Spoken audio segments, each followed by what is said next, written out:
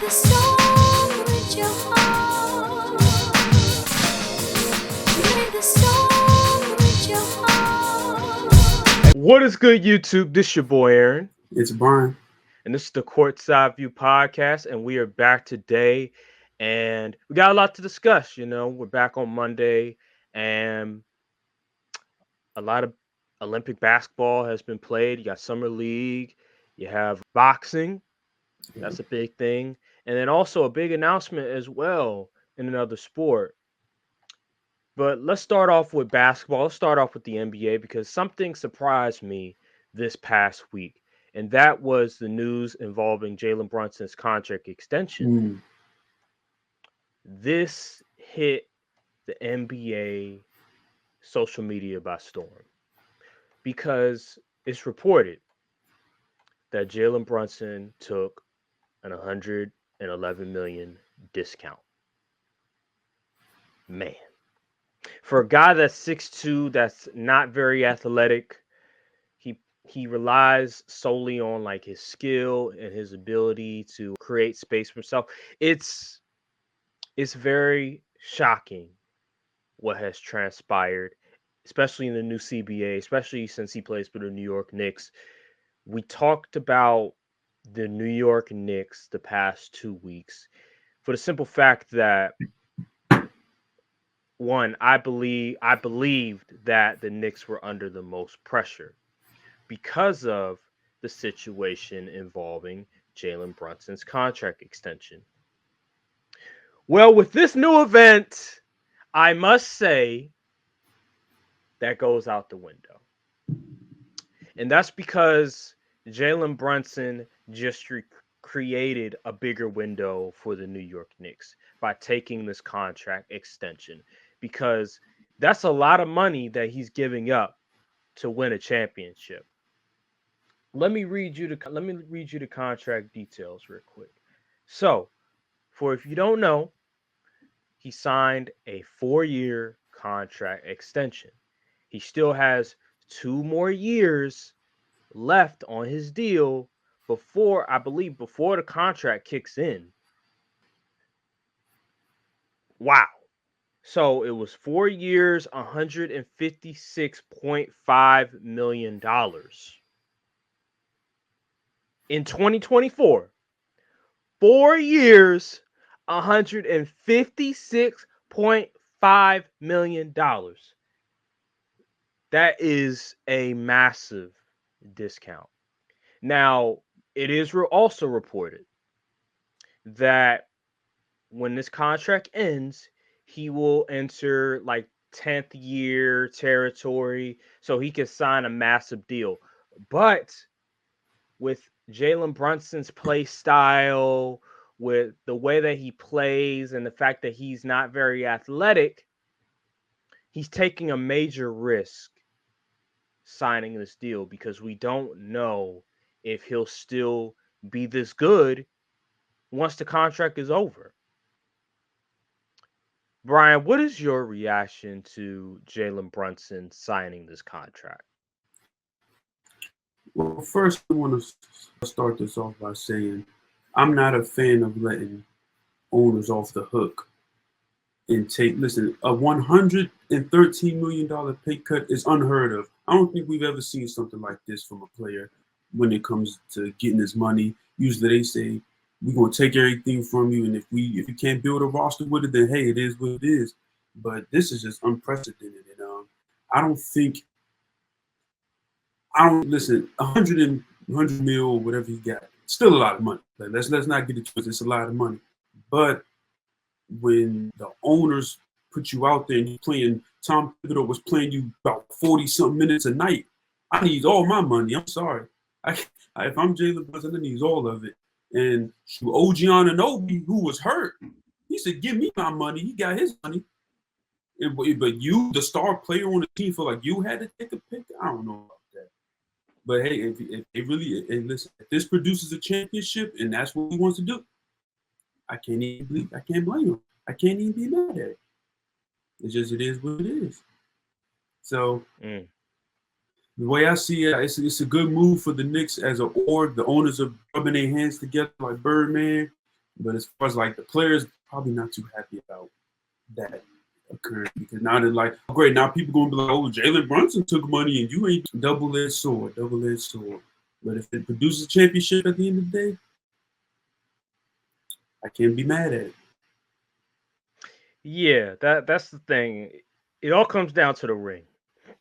You don't take a massive pay cut like this unless you know for certain that your team can compete for a championship. And they make fun of him. Oh, he wants to play with his friends. And that's true. That is, hey, I get it. You got Mikhail, you got Josh, you got Dante. You want to play with your guys, y'all cool and everything. You want to keep the crew together. But man, that is a lot of money that you're giving up when it's not guaranteed who you'll be down the road. I'll say this though, there's no question that you can deny that Jalen Brunson wants to win a championship. Like he wants to do everything he can to win, and because he took this massive discount, I'm more confident than ever that the New York Knicks will one day win a championship. Mm. Is it this year? I don't know. But what I will say is that they have the flexibility to surround Jalen Brunson and potentially Julius Randle a really, really good team. And right now Yes. they have a hell of a team. I was looking at the 76ers roster and their depth chart, and I'm like, ugh, brother, ugh. Like, you just look down the list, they got Caleb Martin as the power forward. Like, brother, ugh. Like, come on now. Like, that's not a serious roster with Paul George, Joel Embiid, Tyrese Maxey, and then you have Kelly Oubre starting. Like, that's not a serious roster. The New York Knicks have a serious contending roster, and people need to wake up. Some Knicks fans need to wake up. Stephen A. Smith, y'all got to wake up. What's I get it. Stephen A. Smith do? He was like, the 76ers are better than the Knicks. Like, At what? they're a better basketball team. Oh, he's delusional. He is delusional. And so New York Knicks that are doubting this Knicks team, they need to wake up. I get it. You've been in purgatory, you've been in dysfunction for over 20 years. The last great year was with Carmelo, and you guys made it to six games in the second round. You were the number 2 seed. We're far past that era. Now you all can get excited for what's to come because you have built a team that could rival the Celtics. Can you beat the Celtics? That's a question we need answers when the season arrives. But right now, this roster and the way that it's presented with OG, with Mikal Bridges, with Julius Randle, with Mitchell Robinson, with Jalen Brunson, with Dante DiVincenzo, with Josh Hart, with McBride, that's a hell of a squad. And with Tom Thibodeau leading the way, he's a guy that demands excellence, demands that you play defense. I was watching a clip of Joakim Noah talking about how insane Tom Thibodeau is as a coach. He was talking about how like they were up 20 and the game was pretty much over. And the team, they score 5 points at the end of the game and they make it 15 instead of 20. And they go into the locker room and this man Tom Thibodeau was yelling at him because he allowed a team to cut the lead to 15 instead of having it at 20. So that's the coach that they have. And then he also talked about how Kyle Korver was in his car before practice and he could just tell that he was just like, damn, like this coach is just crazy because he has them running defensive slides and sprints after, the next day after a game. So like stuff like that. Like this is the coach that we're talking about here. I like this Knicks team. They're tough minded. They have that it's just something different about this Knicks teams compared to previous years. They just have that mental toughness that you need in order to win a championship. And they should be, in terms of odds for like winning a championship, they should be in like the top 3 this year. No question. That's how good they are. You know who the Knicks remind me of? Who? Even though they're on a much larger scale, they remind me of how the Lions are in the NFL now. It was a joke. Okay. They was a joke for some time. Well, they had Melo. The Knicks did have Melo, and he gave him some bit of playoff hope. But after that, they really wasn't much expectation. They were pretty bad. Had multiple lottery picks years after year. Really wasn't drafting. And then all of a sudden, a new coach comes in. They get a couple additions. Players are starting to make jumps, and boom, now they're looking at as serious contenders in their conference. So it just goes to show you, and like you said, they have that. The Lions preach that grit, the grit thing. The Knicks are physically tough team, even though they've been injured. But you play 40 minutes for 82 games of the season. Let's see how your body holds up April and May and all that. So yeah, that's really how I think about the Knicks. I'm seeing like the parallels between them. They have a lot, and the fan base is really charged up, energized right now. Still haven't quite got over the hump. I was comparing the Celtics to the 49ers because I said they would be so good, but they finally got it done. Hopefully the Niners don't do the same. But yeah, that's a different discussion for another. But yeah, man, I'm looking forward to see how the Knicks move forward with all of this. Yeah, because they have depth. Like they have 8 guys that they can go to. So Tom Thibodeau wants to play all these damn minutes. Well, you don't have to do that no more because you have 8 guys that you can go to. So this is very rare for Tom Thibodeau to have a team where 8 dudes can be played on the floor. So, all right, let's transition. I want to talk about the USA team. They faced Canada last week. First exhibition game for them before going to the Olympics. They're going to have a few exhibition games. They're actually playing right now against Australia. I don't know exactly who's on Australia besides Matthew Dellavedova, and maybe Giddy's on Australia as well. Oh, he's from Australia, so I just assume he may be on Australia. And then you also have Joe Ingles as well. So those are only real Australians I could think of that might be playing. But regardless, that's not to the level of what USA played their first exhibition game, which was against Canada. And my reaction to that game, and then I'll pass it on to you. The young guys, the guys that weren't starting, Anthony Edwards and Jayson Tatum.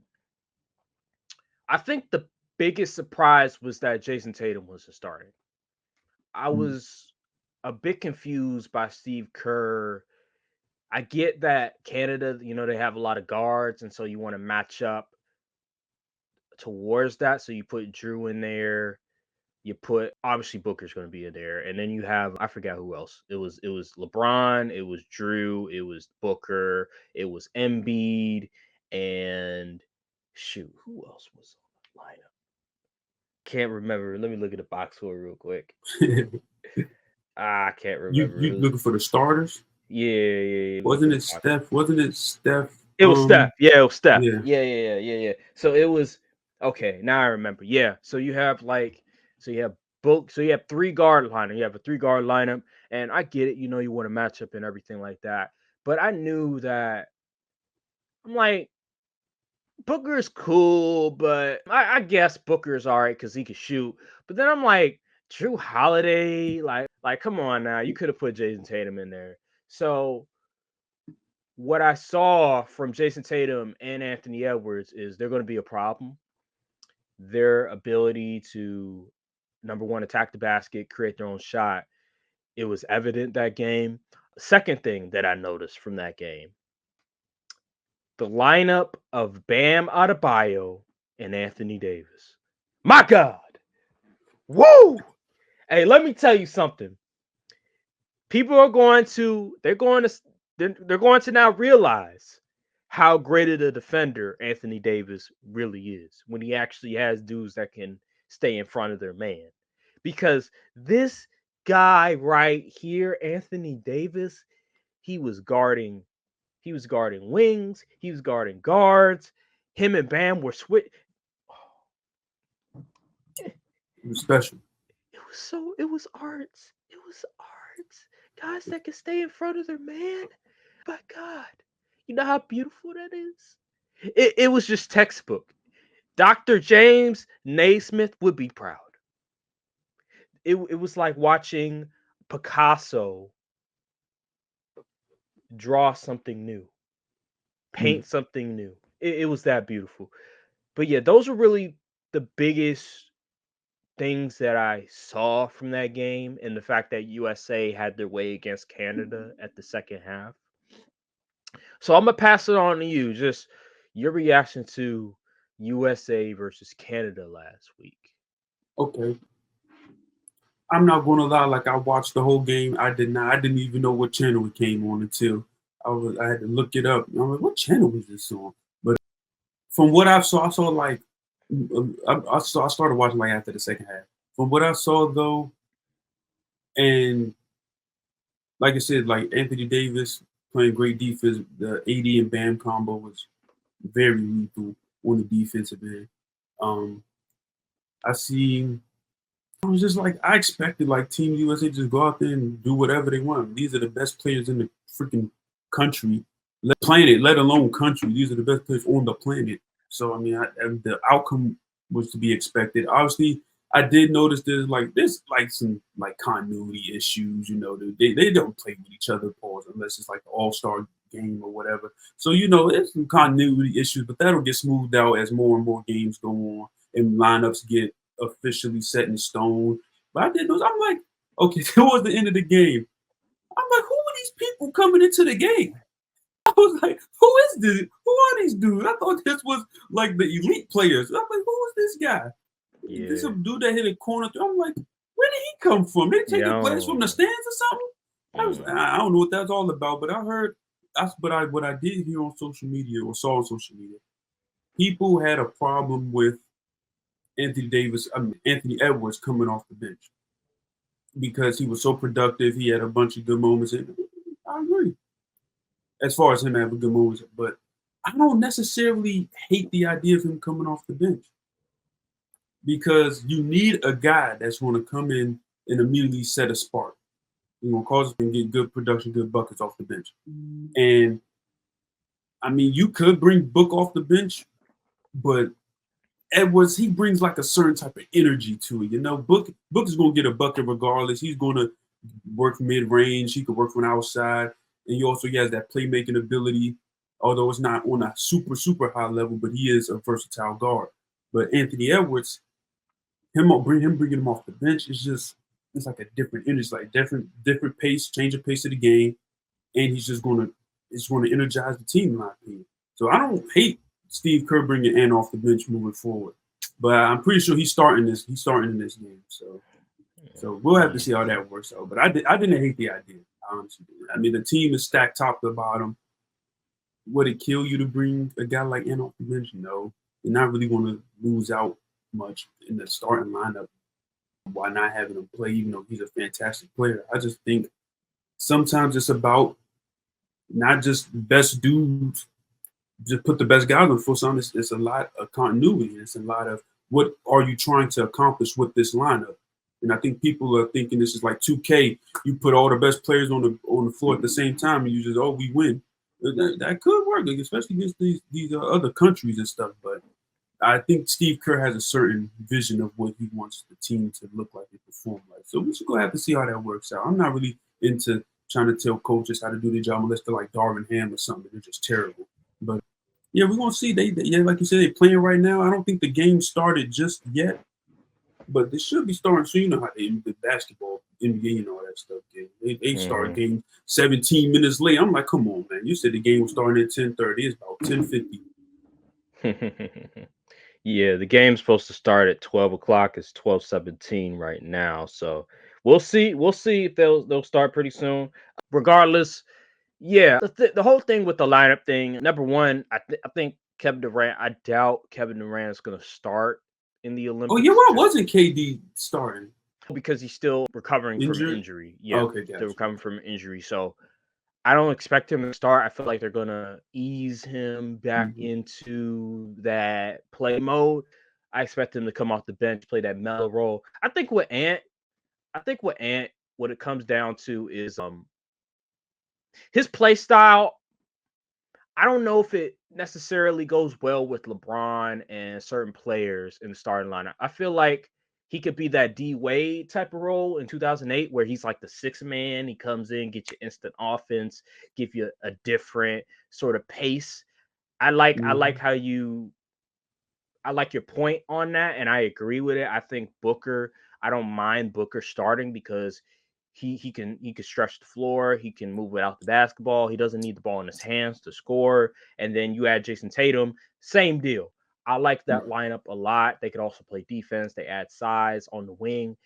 But yeah, Anthony Edwards coming off the bench, I don't mind at all. I think people, they tend to these fans, they tend to take everything to such a big deal.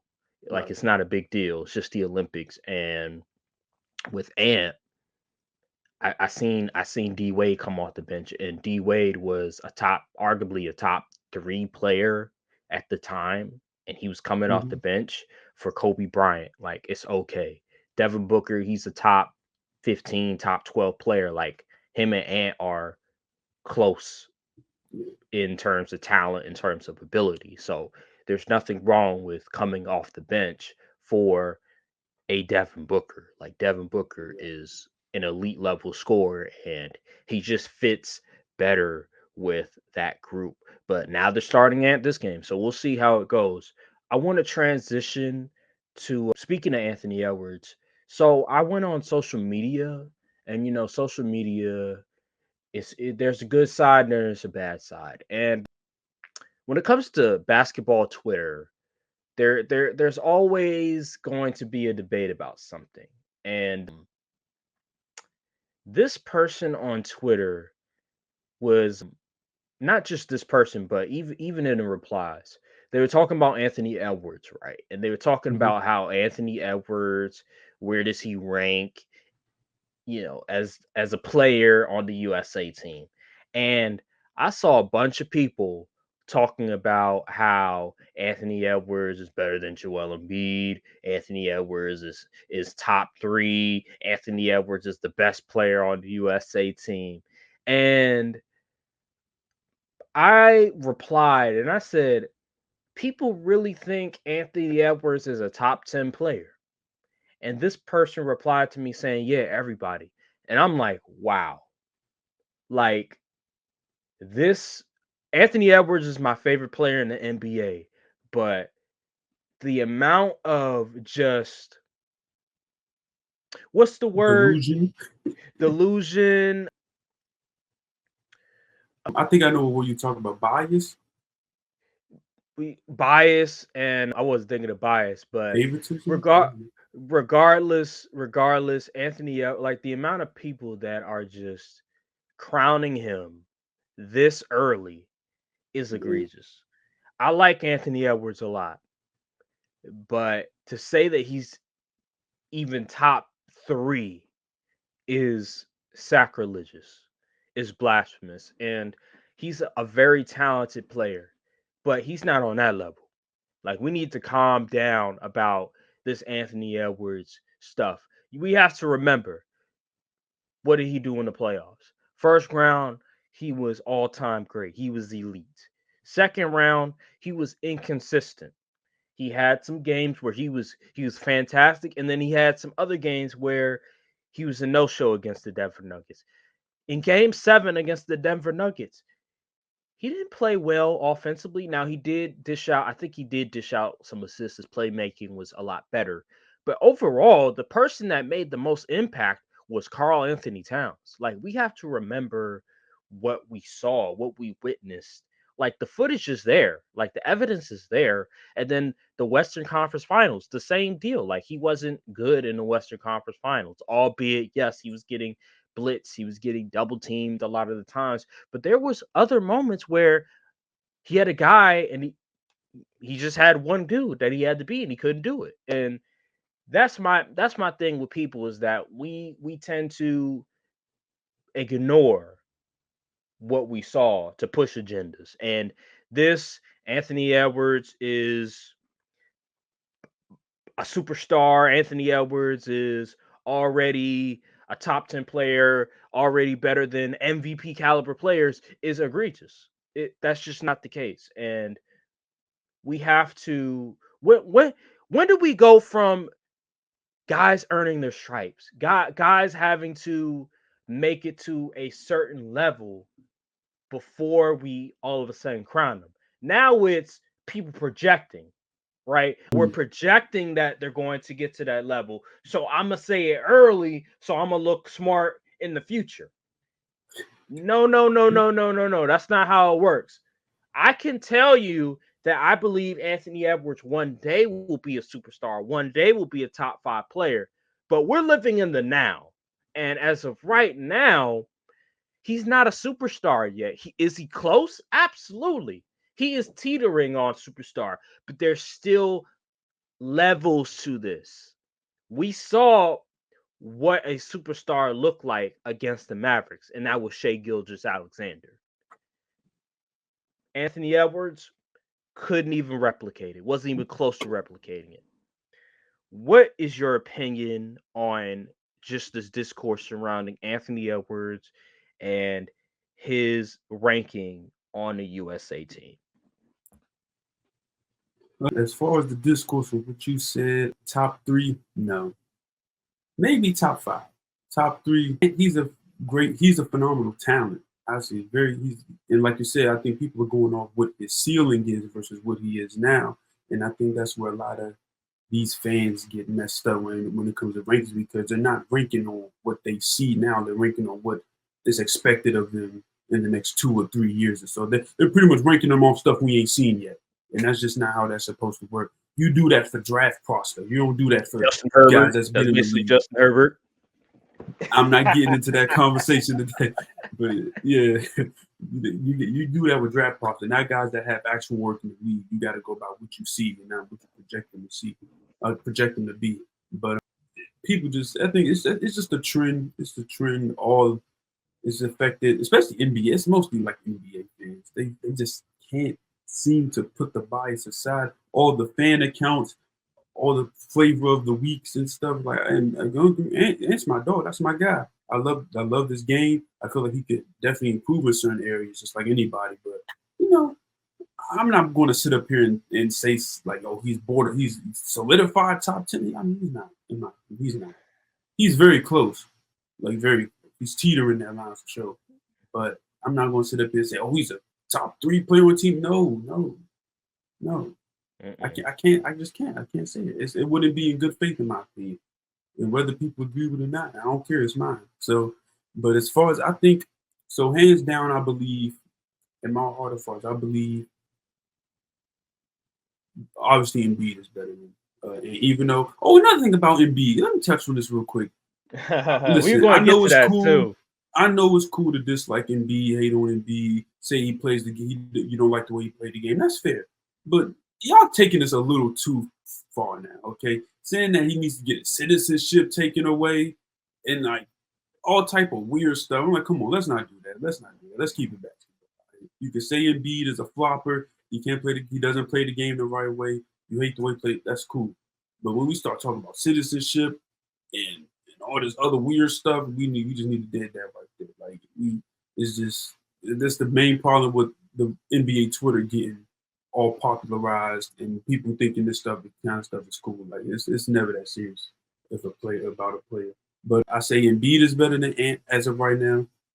The other Ant is better than Ant right now, Anthony Davis. Bron is, in my opinion, still better than Ant. Steph is still better than Ant. KD is still better than Ant, in my opinion. Dang, that's more than 5. We're close to 5. Who else? Tatum is better than Ant. I don't care what people say. You try to hate him. Tatum is better than Ant. Let's get serious here. Let's get serious. Tatum had better performance. Wait, did he?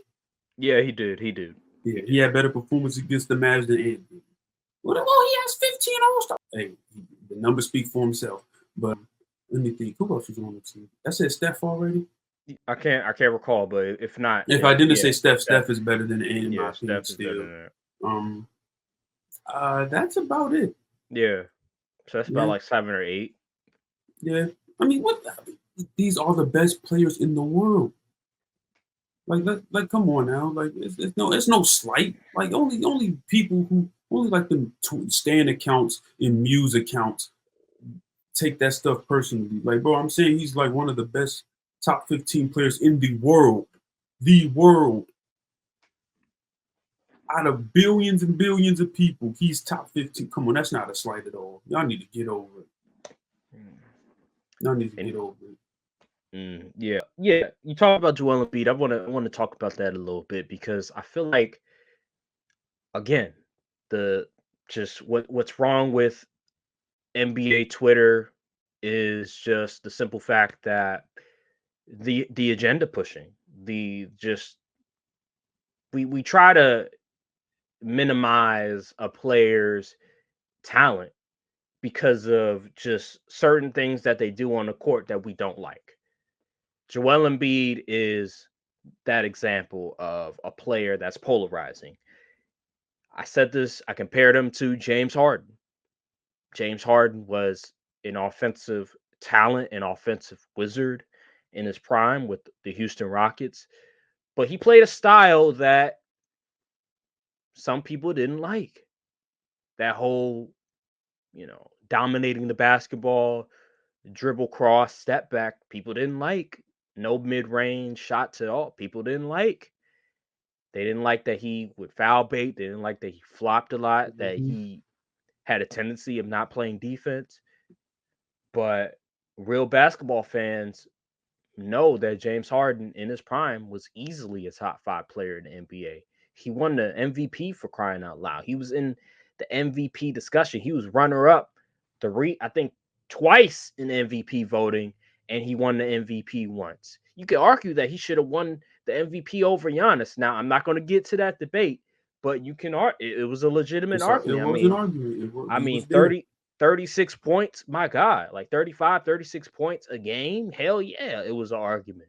And then when Russ won MVP, there was a legitimate argument that he should have won because, my God, I mean, the way he was able to get that team to the 3rd seed and he averaged nearly a triple-double, 27 points. I mean, yeah.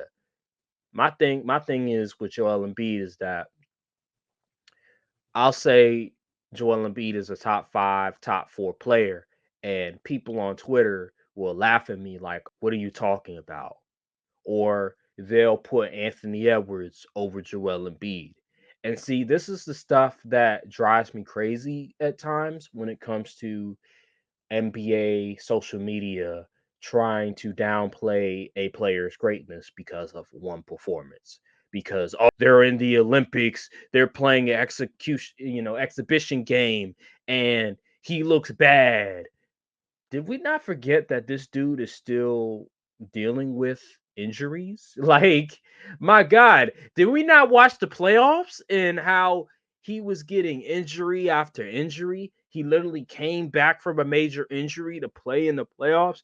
Like, Joel Embiid, I don't know what percentage like of health he is at this point, but just looking at him right now, number one, he shouldn't be on the court. Like he just doesn't look like he's ready to play. Like Kawhi Leonard, there's a reason why Kawhi Leonard he elected to leave because he wasn't ready. He wasn't in no shape to play in the Olympics. The same you could argue with Joel Embiid, and just the defense is just not there. The offense, he just looks so out of it. He looks very he looks stagnant, and just he doesn't look like he's in rhythm. Yeah, he's not in rhythm. He needs to get in rhythm, and that's because probably after the season he let his body heal. Because normally that's what players do after the season. They let their body heal. But with Joel Embiid, it's much different because he has all these injuries. He's always injured every year. So it was probably a hard transition for him to all of a sudden the end of the season rolls around and then here we go with the Olympics. And then I'm seeing people like, why didn't Anthony Davis start over Joel Embiid? Bro, like I get like we have to stop this. Like Joel Embiid is when healthy, when he's on his game, there's only one big better than Joel Embiid, and that's Nikola Jokic. We have to stop this. And I love Anthony Davis. Anthony Davis is a top 6, 7 player in the world to me. But we have to respect, we have to give credence, we have to give respect to Joel Embiid and what he's been able to accomplish. The dude is averaging over 30 as a big in this era. The dude is unstoppable. The dude dropped 50 in a playoff game this past season, but people want to minimize that because he foul baits. He doesn't play the game the right way. Like, come on, man, y'all got to stop this. It Giannis dealt with the same thing when he Mm-hmm. was coming up before he won the championship. Oh, he has no post moves. Oh, Run and dunk me. he's just run and dunk. Oh, you know what I'm saying? Like guys like Ball Don't Stop were minimizing, trying to discredit what Giannis was doing, even though he was doing pretty much a lot of the same things that Shaq used to do in his heyday. But I digress. We have to stop trying to act like players aren't great. You average 30 for 3 straight years. You you drop 50 in a playoff game. I don't give a damn how you do it. That is impressive. And you are a great player. And Joel Embiid is a great player. And folks online, folks on Twitter, folks on whatever online platform you on, you need to be objective and stop trying to push agendas, push narratives in order to minimize what this guy is doing. And if you want to say I'm glazing right now, if you want to say I'm dick riding, I don't give a damn. I'm just speaking the truth. And the truth is that Joel Embiid is a superstar. He's a great player with playoff woes. He's come up short in the playoffs. But that doesn't take away from his greatness. That doesn't take away from his dominance. And we'll see this year. We'll see how he does this year with this new team. But regardless of that, we have to give him his flowers. And it just seems like until he leaves the game, once he leaves the game, I think people will give him his flowers. But as of right now, folks just like always, they take for granted players. Like this guy is one of the most skilled bigs that we've ever seen. Like arguably after Nikola Jokic, there's not another big that is more skilled than even Joel Embiid. And that's saying a lot because there's been a lot of great bigs in the past. Let's transition to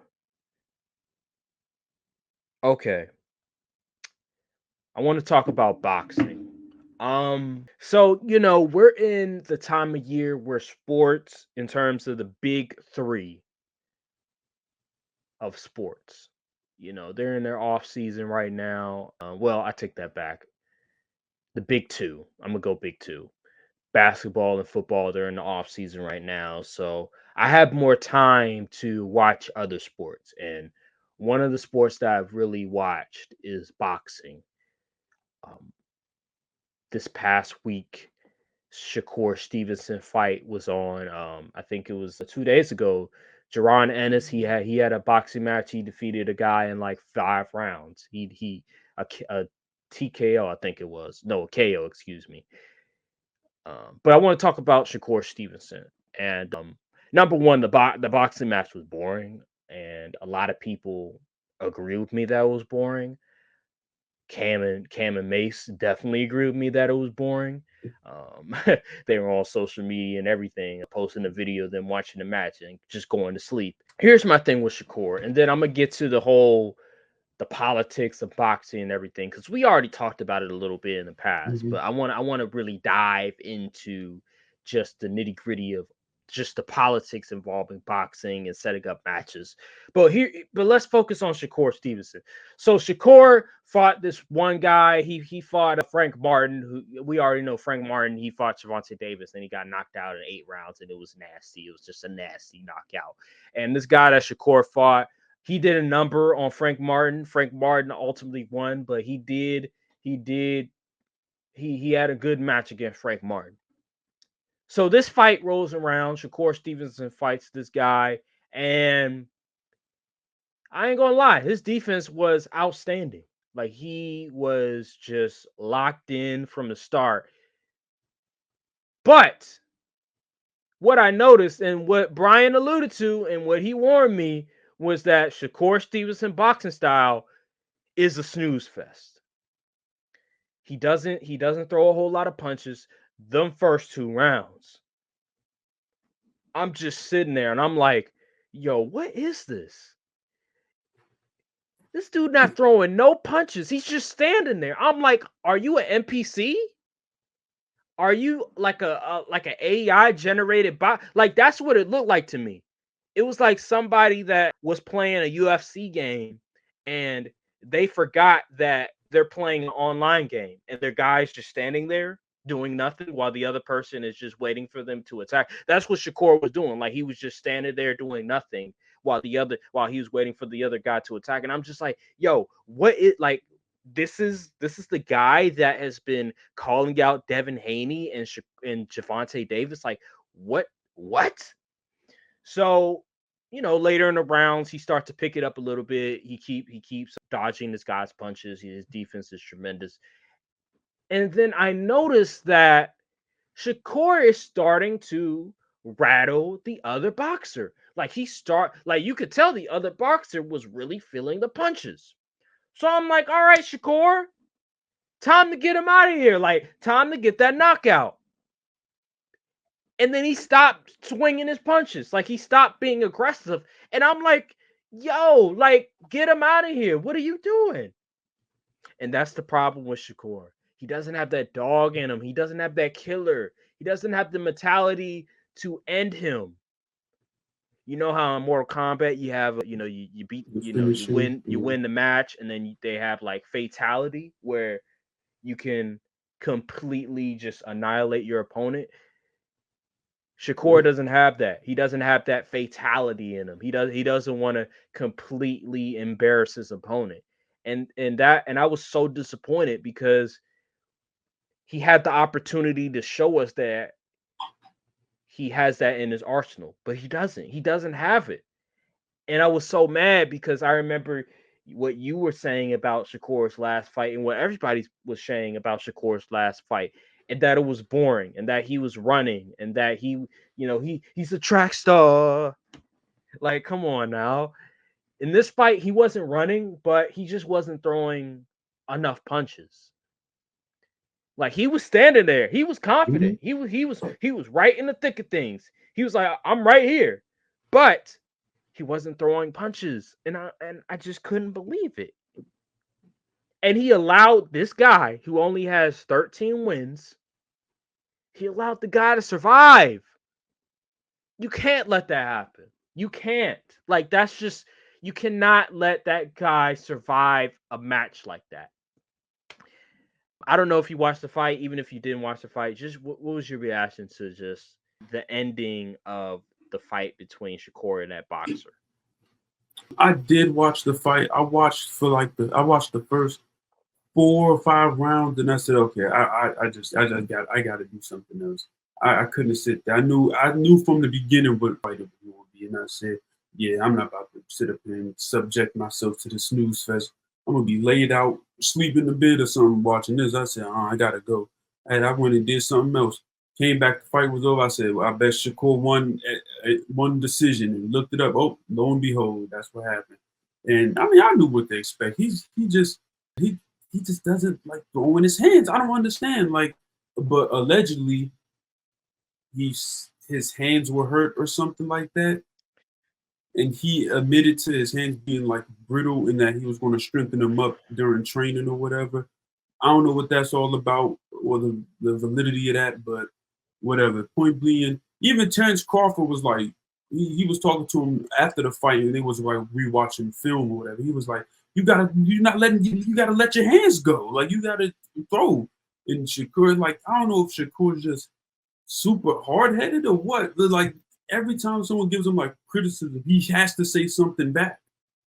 Like even in his corner, like this trainer is telling him like, "Yo, it's right there," and he's like, "No, because he's telling you to knock him out." Like, you had him multiple times throughout the fight where you could have easily finished it, and then your trainer's trying to tell you to do it, and you giving him lip back. I'm like, what are you doing? Like, I don't know. And then he's on Twitter. He fighting like Mace said. He fighting more on Twitter than he did in the ring. And I'm just like, yo, he talking about bragging about the numbers. I'm like, you're bragging about non-pay-per-view numbers. What are we doing here? Like, I contributed to that because my TV just stays on sports channels. Like, I wasn't even watching it. So why are we even bragging about stuff like that? Like, I guess that's that. I guess that's what he takes pride in. I mean, he ain't selling no pay-per-view, so no times, especially with that fight style, nobody's paying to see that.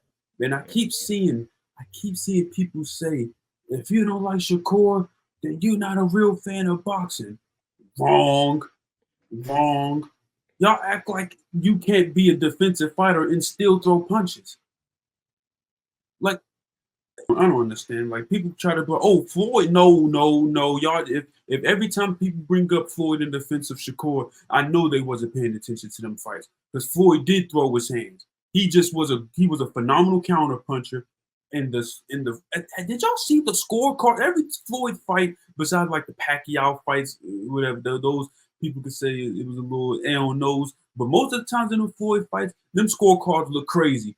Floyd done landed about 300-400 punches, and them other dudes landed like 100, maybe 200, and it was like, come on, man, like, it's nowhere near the same thing.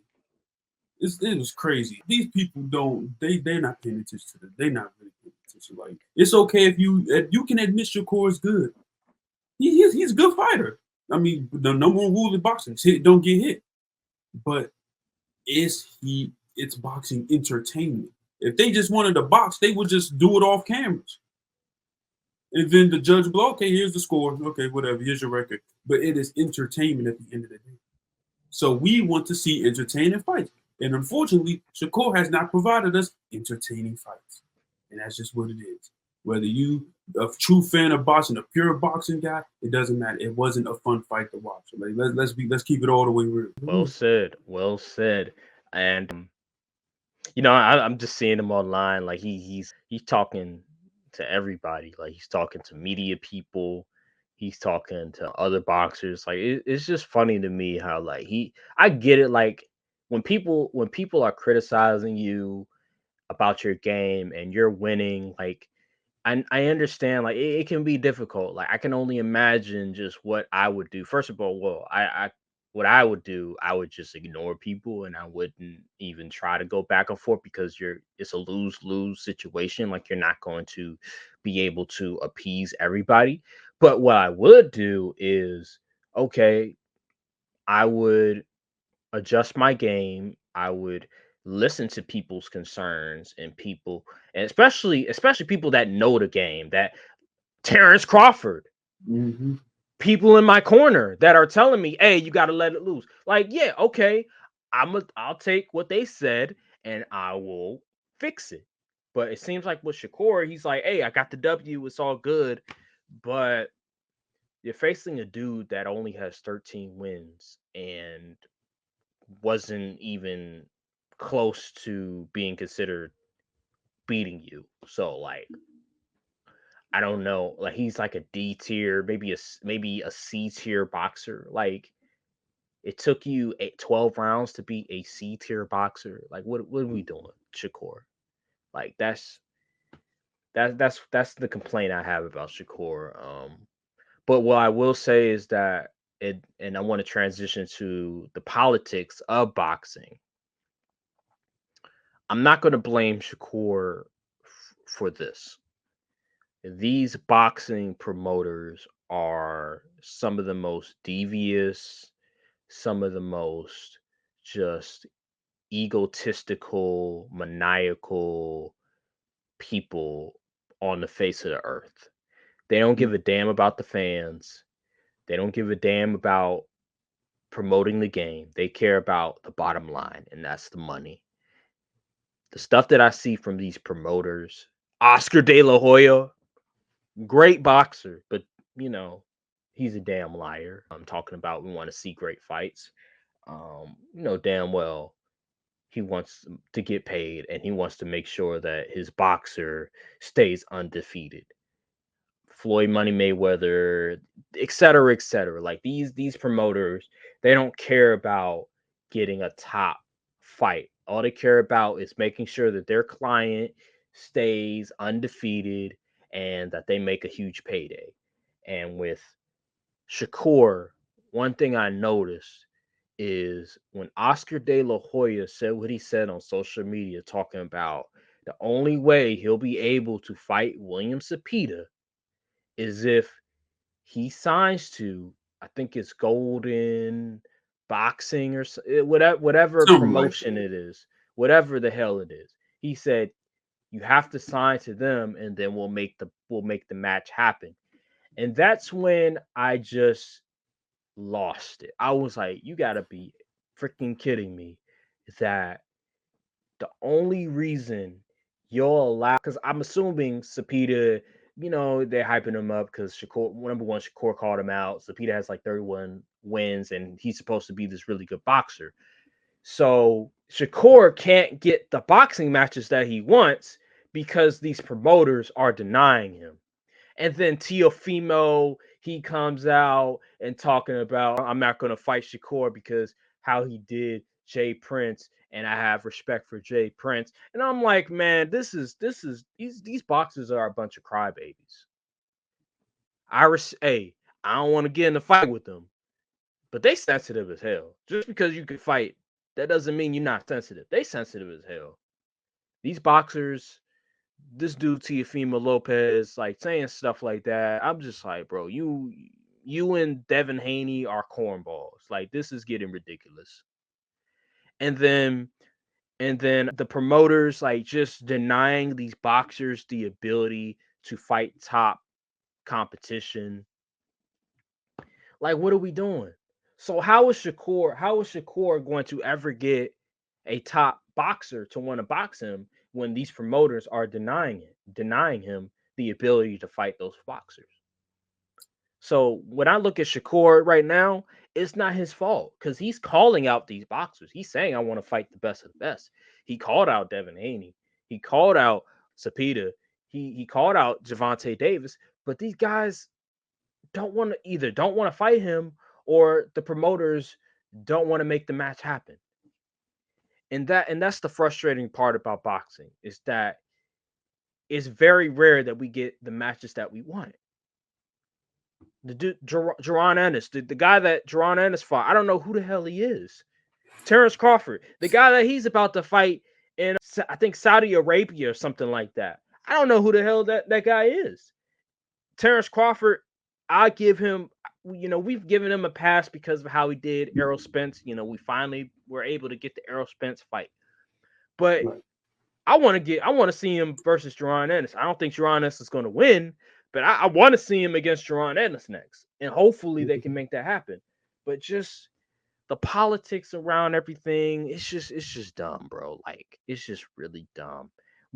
How do you feel about just the politics surrounding just boxing matches and boxers not being able to see the top boxers fight one another?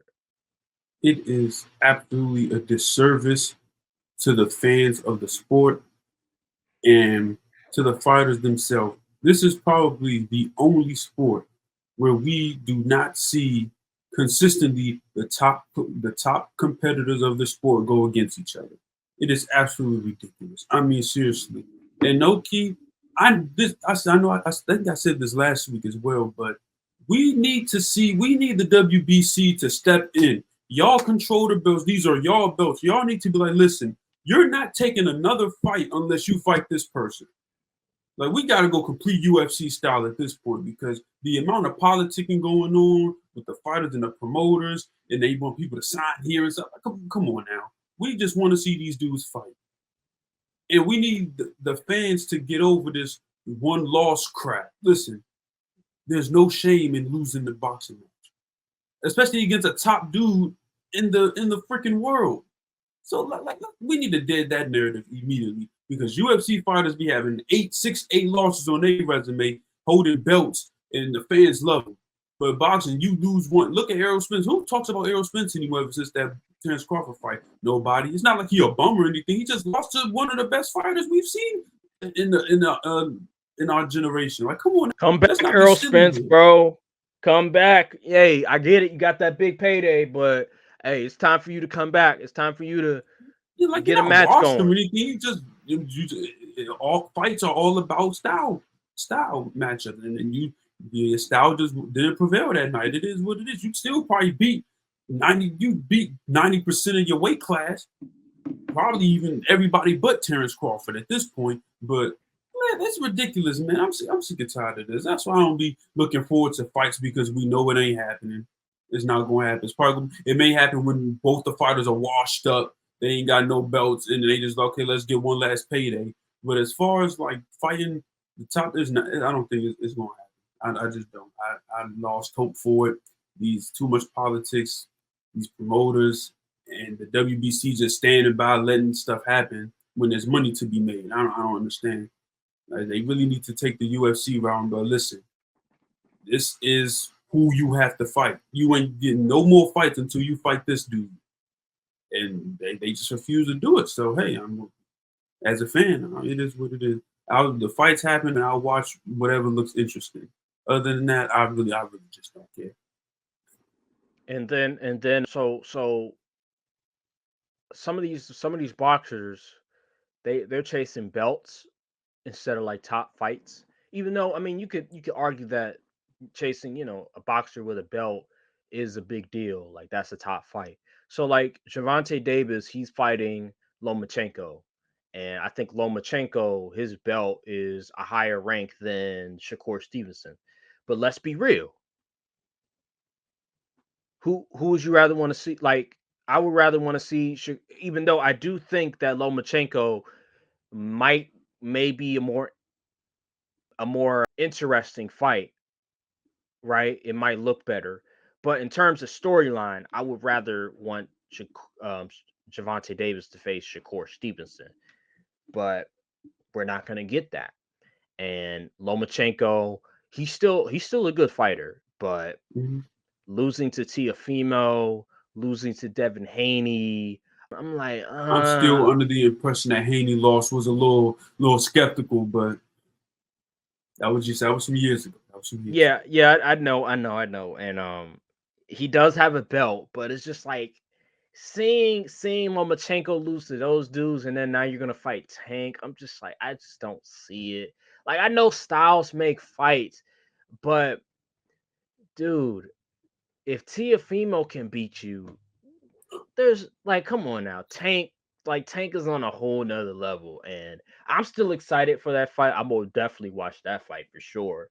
But it's just stuff like that where I'm like, now here comes another big name boxer that wants to fight Lomachenko, and he's not in his prime anymore. Like, okay, like, we've seen this game happen before. It's like, oh, I'm the boxer that beat Lomachenko. Like, all right, bro, like, we get it. Like, we understand. Just adding into the list. Okay, like, the other two guys that you swear you're better than already beat him when he was younger. So, but yeah, man, it's just so annoying, bro. Like, I'm getting so tired of it. I just, like, bro, stop dunking the smoke. Like, just fight. If the dude's calling you out and it's like, hey, I wanna fight you, just take the match. Like, let's get a big payday. You're gonna be rich regardless. You're gonna make a bunch of money regardless. And let's get to it. Like, it's just annoying. And then, it's funny because I just went on social media and Cam and Mace just responded to, I think it was Jay Prince, because Jay Prince Mhm. called him out about what they said about Shakur, because Shakur was going.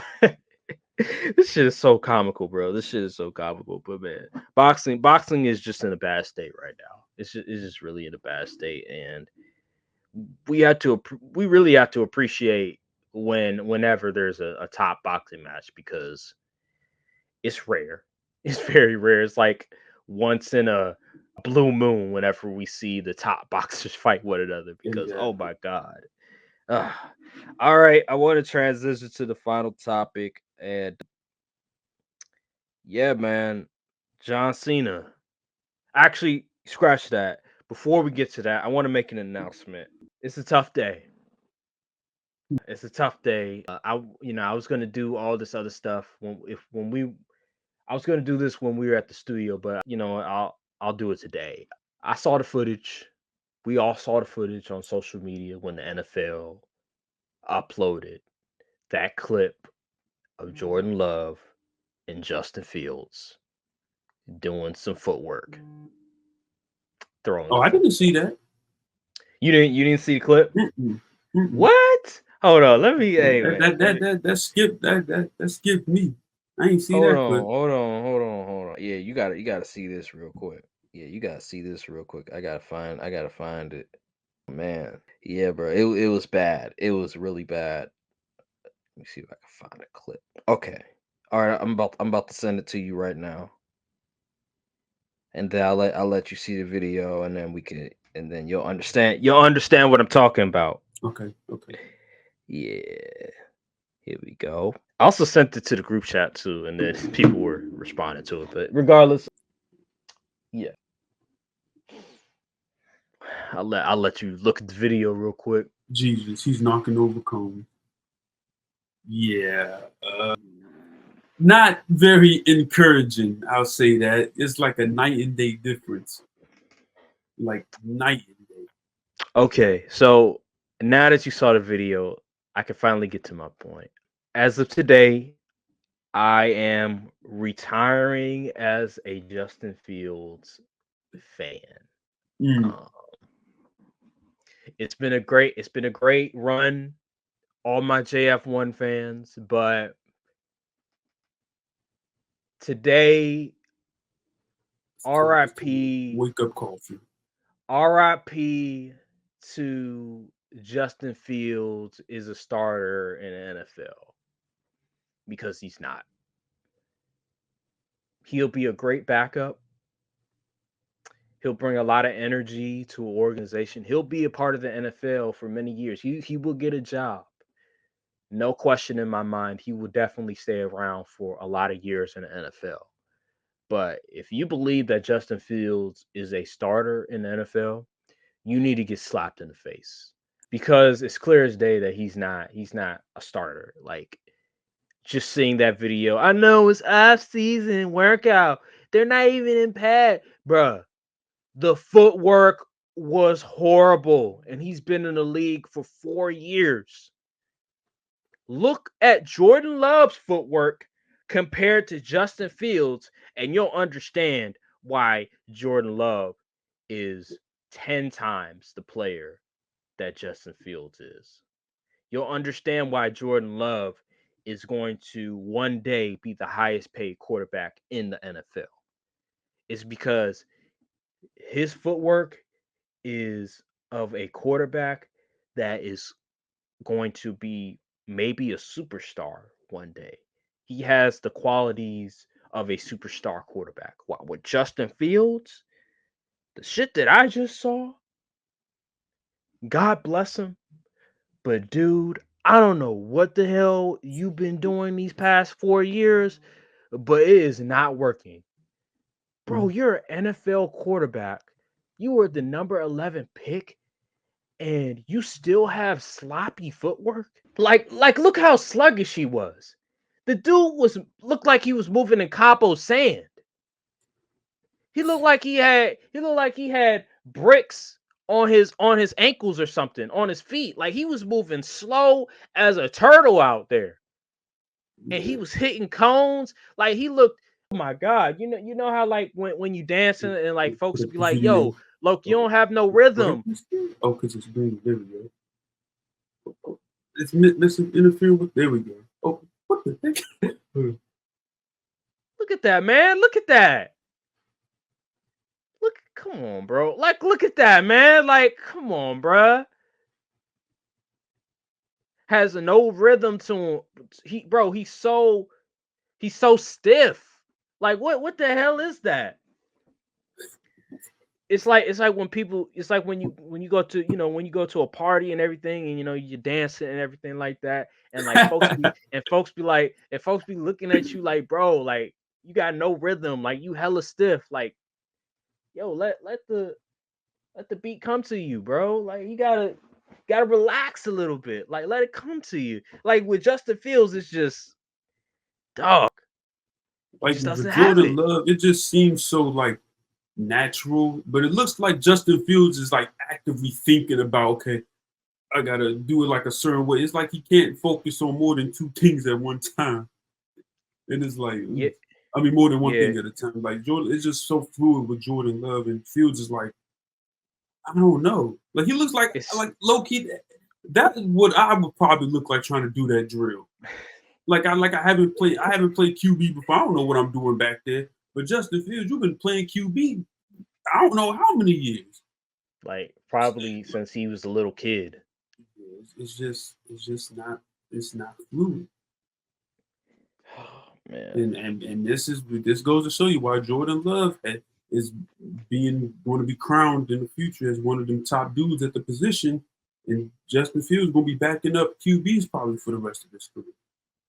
Mm-hmm. And there was more clips. He may get a stretch. He may get a stretch where he goes on a little Case Keenum type run.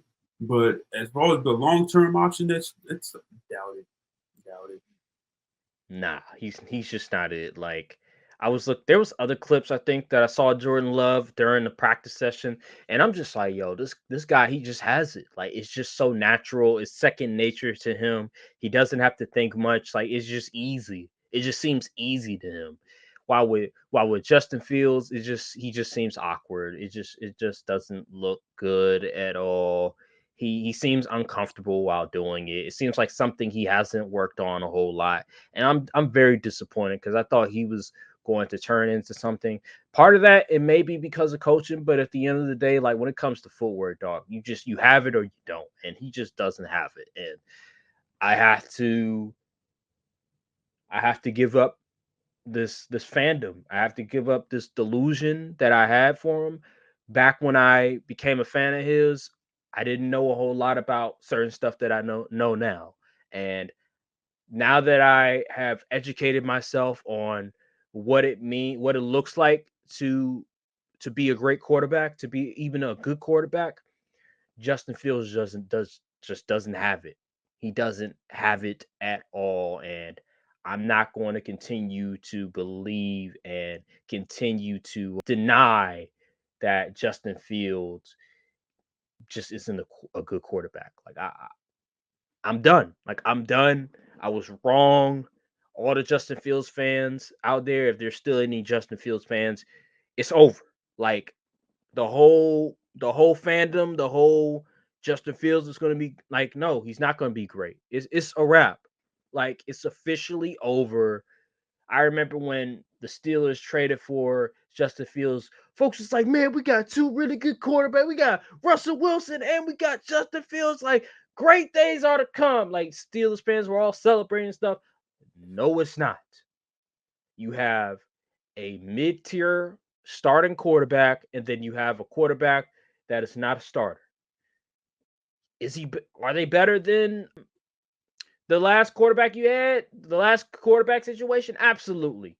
But don't just celebrate because these quarterbacks that you just got are not great and they're not good. And Justin Fields, Going from poop to pee is technically an improvement, but that's not a really good improvement. Yeah. But yeah, rest in peace to Justin Fields. Rest in peace to his. Rest in peace to just his Fan claim club. to be, yeah, his fan club and his The claim to J be a Philly starter. fan club is finished. It sucks. It really sucks. And I just don't see him coming back from this. Like he would have to have like a tremendous something crazy would have to happen for him to even be in discussion to one day be a starter again. Either somebody gets injured, that's literally it. Somebody has to get injured. I just don't see him being a starter again unless it's on a trash football team because I don't know. I don't see any coach having the confidence to start Justin Fields. He's just not good. Could this be a lesson or some kind of example of the difference between playing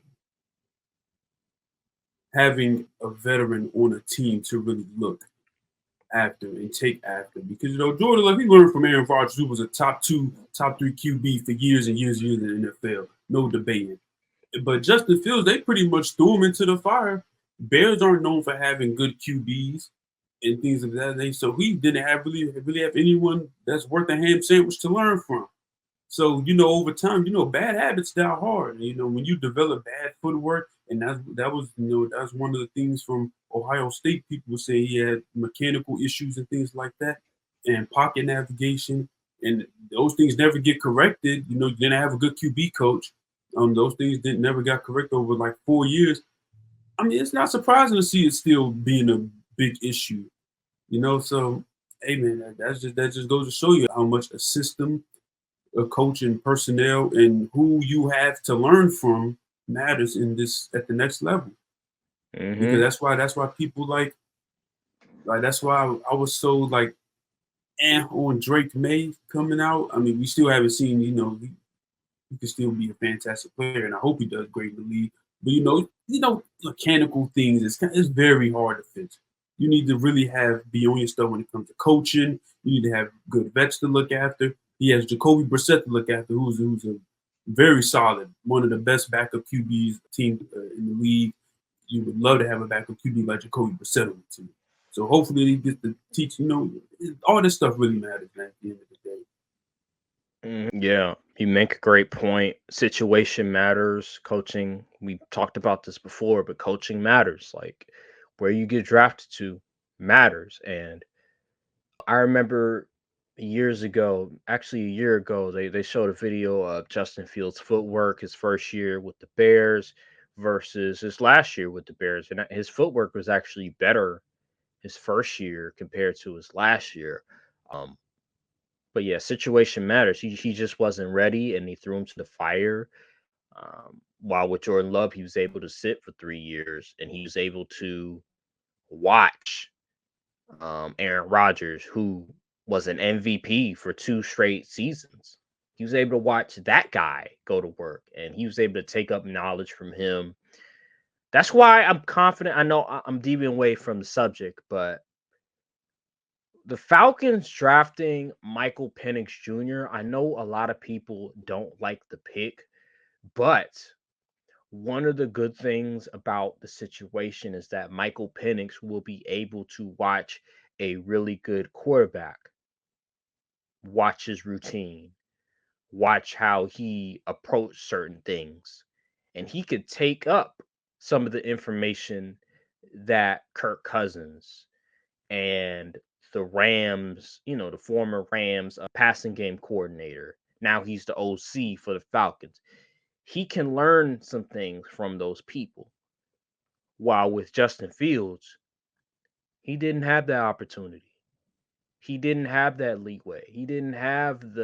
He wasn't fortunate enough to learn from great coaches, from a quarterback that has won playoff games, that is one of the better quarterbacks in the NFL. Like he's never had that luxury. While with Michael Penix, he'll be fortunate enough to be able to have that at his disposal. It comes down to, will he as take well as advantage of the having the opportunity? weapons as well. Yeah, so it'll come down to, will he take advantage of the opportunity or not? My thing is, Michael Penix, one of my biggest concerns, him coming out, was decision making at certain times. And I had that same complaint with Kirk Cousins. It said, "I'm like, Kirk Cousins, what are you doing? Like, why would you throw that?" But sometimes take the good stuff, not the bad stuff. And I feel like, oh yeah, the decision making is definitely a question mark, but I feel like that could be corrected. Yeah. I think that's more like with like repetition and seeing things more. You'll be more adjusted to what works against certain coverages and things like that. So I think you can Hmm. see that. But I've never, but like fundamentally, like in terms of your footwork, in terms of your throwing mechanics, those are things that you better have a really good coaching staff. And he's very fortunate to have a starting QB that he can look up to, and an OC that came from the Rams. So it's good. It's good.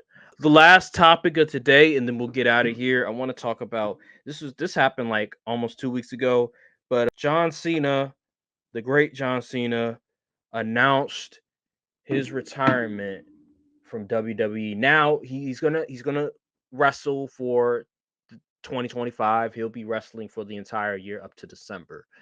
But yeah, man, this took everybody by surprise. He made the announcement at Money in the Bank, arguably the greatest of all time in terms of a WWE wrestler, easily the most iconic. Like, when you look at WWE wrestlers, you can't you name Stone Cold Steve Austin, you name The Rock, you name The Undertaker, and then you name John Cena. Like, those are, Hulk Hogan and too. Hulk Hogan. That's Hulk Well, Hogan. I have my own. I ain't named Hulk Hogan for a reason, but Yeah. but If you know, you but know. those If you know, but you know. those five wrestlers are synonymous for WWE. Like, those five wrestlers, when you look at the face of the company, those are the five names you go into. And you can name Shawn Michaels, but those are really the five that you go to, and you're like, that's WWE. Those guys are synonymous for WWE. And man, Those are just the your guys that reaction. transcended the WWE. Like you, some kid, some grown adult never watched no WWE. They know who John Cena is. Like, you can't escape those guys. You can't escape Stone Cold, The Rock, John Cena. It's like so many references just in general to them. Like, everybody knows who they are, even if you didn't watch wrestling when they wrestled. The That just shows how Undertaker. iconic Undertaker. That shows how iconic these guys are, and gonna be sad to see him go. But he's done a lot of work for the WWE. He was a top guy for years and years, to the point everybody wanted to see him leave. And then when he did leave, everybody, oh my goodness, wrestling sucks now. Please come back, John. But he carried that company for years. I mean, Mhm. years as the top guy. And it's sad to see him go. But hey, all good things must come to an end. Our era Yeah. of wrestlers, they almost gone. Like, once Randy Orton retires, we ain't really have much. We ain't gonna have much though. Yeah. Here's my thing. So I was thinking about, like, who do I want John Cena to wrestle his final year in the WWE? And there's a bunch of names. Like, He got to do first, a match with Randy Orton. Have to, mandatory. yeah. I want to see him against Randy Orton. I want to see him and Rock get one last dance. Yeah. I want to see him, and I want to see him do a tag team with Cody Rhodes, like the two top, the top baby face of the past 20 years versus the top baby face of this generation. Like, I would love to see that. There's just so many. Oh my God, like, maybe him and Rey Mysterio might have one. Like him teaming up one time. Like, I just want to see him go out with a bang. Like, I would love to see him hold the belt one last time. It could be for a weekend, it could be for a week, it could be, hey, his retirement match. He wins the WWE title, and he vacates the title Yeah. after he retired. It's like, I would love to see that. I think he deserves the record. I do too. I think seven, he needs one more to beat Rick, to offset the tie with Ric Flair and become the all-time leader in a WWE title. So I would love for John Cena to finally get that number 17 off the book. But I don't know. I don't know if Triple H, I don't know if John Cena will advocate for it, because this dude, he's been losing to bums. Like, he lost to Austin Theory. He lost to Solo Sokoa. Like, if he's That gonna, if is he, one thing I'll say about John. He is not afraid to put people over. well, And I give now him he mad, is. I'll Now, give him mad respect for that. Because but some wrestlers in their later years, I ain't gonna say no names, but they was not trying to put the younger guys over. but I'll say this though, like, John, that's my guy. Like, he's the reason I watch wrestling. He was my favorite wrestler growing up. But it does get frustrating when he puts guys over that don't deserve it. Like Solo Sokoa. Like, come on now, bro. You're John Cena. Solo Sokoa should not cleanly pin you. Like, that should not be a clean pin. Austin Theory, he should not get a clean pin on you in WrestleMania. I don't give a damn if he's the United States champion. That should never happen. And that's what really frustrates me about John. Like, I get it, like, you're trying to help out these wrestlers, but like, they have to earn it.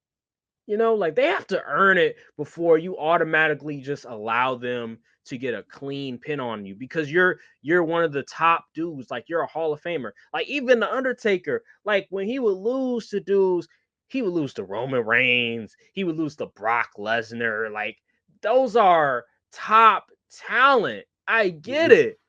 But losing to Solo Sokoa, losing to Austin Theory, I get it. You want the whole narrative of, oh, I'm washed, like, I can't wrestle anymore, so that's why you do it. But nah, man, I'm not digging it. I'm not digging it. Like, The Rock, he wouldn't do that shit. Like, he wouldn't let a wrestler like Austin Theory and Solo Sokoa cleanly pin him on a one-on-one match. Hell nah. And John Cena shouldn't do that shit either. Like, if they're gonna beat you, they have to do some heel tactics. Like, they have to go below the belt. They have to do some dirty stuff. Like, it cannot be a clean pin. And for him to continuously do that over the years, I get, like, he wants. One match I Yeah, mind he got beat clean was against AJ Styles. That match was phenomenal. yeah, AJ And Styles great. yeah, AJ Styles, he's one of my go-to too. I don't care what people say.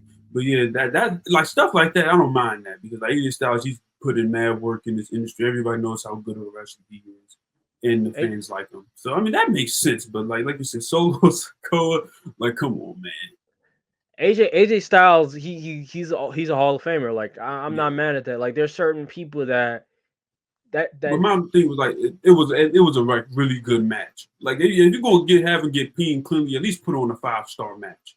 yeah. So, like, people like that, yeah, they're the ones that, if he's gonna put certain guys over, like, that's somebody that you put, that you put over. Like, that's a good way of putting a wrestler over. But guys that are mid-tier wrestlers that, frankly, fans don't even like, don't do it.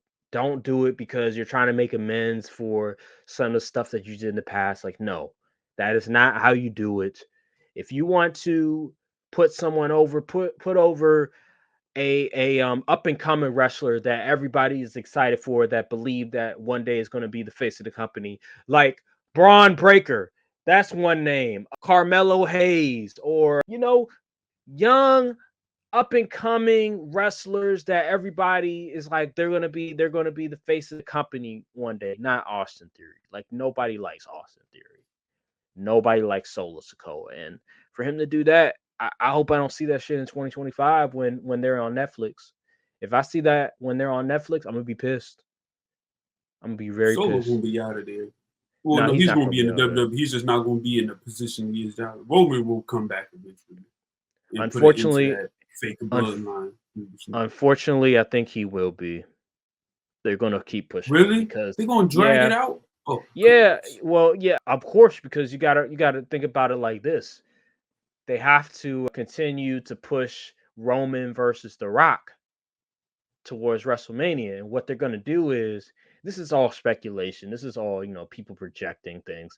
But they believe that at the end, when we get towards WrestleMania, The Rock will come out and say, I'm the mastermind all along. Like, I was the person that was behind the scenes.